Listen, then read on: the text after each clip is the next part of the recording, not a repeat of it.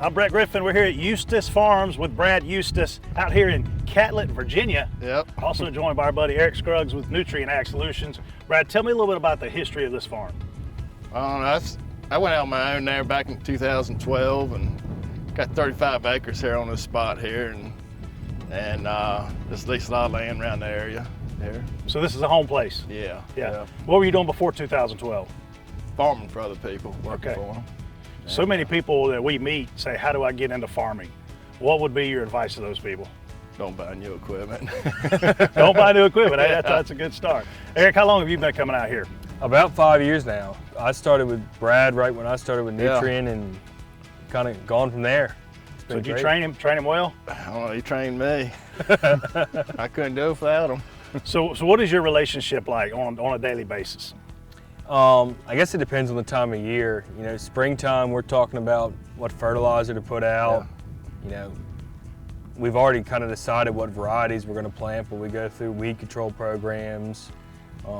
Crop gets in the ground, and then we just start taking care of it from there, looking after it, seeing what it needs, and then rolls right into post herbicide, then fungicide and foliar timing, and then we kind of look back on what we've done and come to harvest. So what all are you planting on this farm?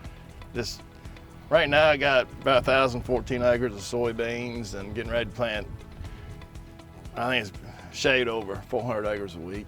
Usually do around 400 acres of wheat every year. Okay. Is that pretty common in this area? I haven't seen a lot of wheat. Not a whole lot. That's about 3 or 4 of us that grow wheat around here. Yeah. So Eric, when you're looking and working with Brad on a lot of these decisions, are you providing your suggestions first, or is he kind of coming to you with what he wants?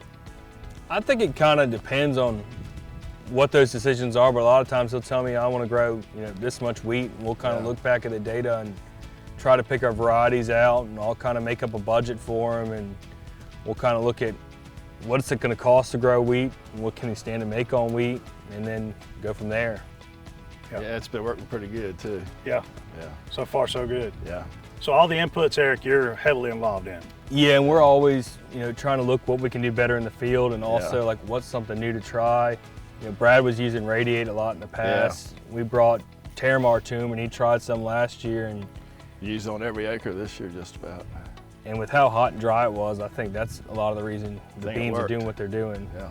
It's got to make you feel good, Eric, knowing you're bringing a product that your customer says, I'm using it on every acre. Yeah. No, it does make me feel good. And at the end of the day, I love hearing he's cutting good crops even through a tough year, because like, I feel personally invested in Brad's operation, and like the success to me at the end of the year is him having a great year. Yeah. So when you talk about your wheat yields, what are you doing to maximize those and get up to that 100 number? Doing everything Eric tells me to do. Nah, just putting right amount of fertilizer down for it in the fall of the year, and then come back with nitrogen, a couple shots of that in February and March there, and then come back with fungicide and some Max Impact K with that.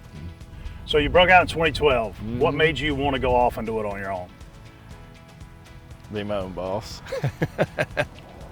I always like growing crops and everything, and I always worked a lot of long hours for everybody else, so I figured why not do it for myself.